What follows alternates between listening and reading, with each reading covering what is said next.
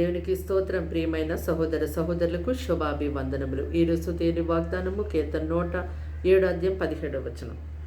బుద్ధిహీనులు తమ దుష్ట ప్రవర్తన చేతను తమ దోషము చేతను బాధ తెచ్చుకొందరు.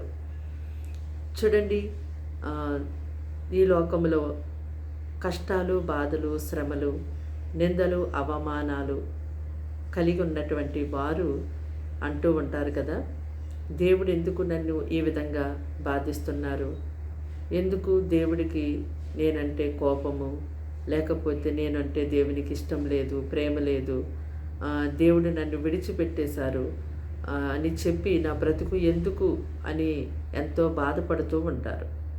అయితే దేవుడు ఎవరికీ కూడా అన్యాయం చేయరు. ఆయన ఎటువంటి దుష్కార్యము చేసే దేవుడు కాదు. హృదయపూర్వకంగా ఆయన ఎవరినీ బాధ పెట్టరు.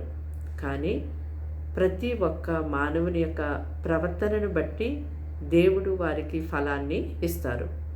అయితే బుద్ధిహీనులైనటువంటి వారు అయితే తమ యొక్క దుష్ట ప్రవర్తన చేత బాధను కొని తెచ్చుకుంటారు. కనుక ఈ సమయమందు ఈ మాటలు వింటున్నటువంటి మీరు మీ ప్రవర్తన అంతటి మీద దేవునికి అధికారం ఇవ్వండి. దేవుడు తన యొక్క భక్తుల ప్రవర్తనను ఎంతో కాచి కాపాడుతారు. పాపము చేయకుండా తప్పించడమే కాదు, కానీ దేవుడు ఎంతో సుబుద్ధి కలిగి ఈ లోకంలో జీవించడానికి దేవుడు నీకు సహాయము చేస్తారు.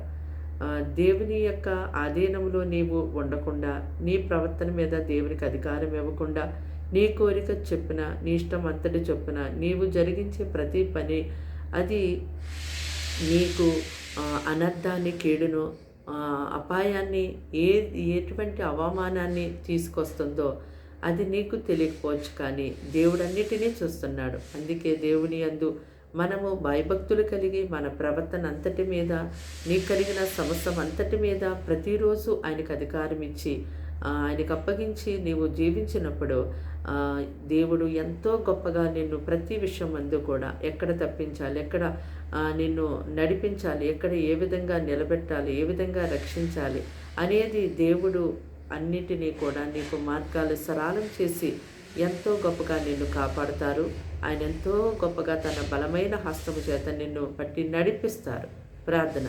దేవానికి వందనాలు, స్తోత్రాలు, స్తుతులు తండ్రి. మాటలు వింటున్న నీ బిడ్డలు మీ రక్తంతో కడిగి ముట్టి స్వస్థపరచండి, బలపరచండి. వారికి, వారి ఇంటి వారికి రక్షణ ఇవ్వండి. వారి ఉద్యోగాలు, కుటుంబాలు, చదువుల్లో, వ్యాపారాల్లో తండ్రి వారి సమస్త విషయాల్లో మీరు తోడుగా ఉండండి. అయ్యా తండ్రి, దుష్ట ప్రవర్తన కలిగి జీవించే వారికి ఎవరైతే ఉంటున్నారో వారిని ఆ క్రియ నుంచి, ఆ అలవాటు నుంచి, ఆ ప్రవర్తన నుంచి విడిపించండి. అయ్యా నాయనని వారి ప్రవర్తన అంతటి మీద నీకు అధికారం ఇచ్చి నీ యొక్క చిత్తం చొప్పున జీవించే వారికి ఉన్నప్పుడు ఎంతో శాంతి, సమాధానం, నెమ్మదిని వారి జీవితంలో నిలుస్తానైనా అది గుర్తెరిగి జీవించడానికి సహాయం చేయమని, దీవించమని యేసు నామమున అడిగి వేడుకుంటున్నాం తండ్రి. ఆమేన్.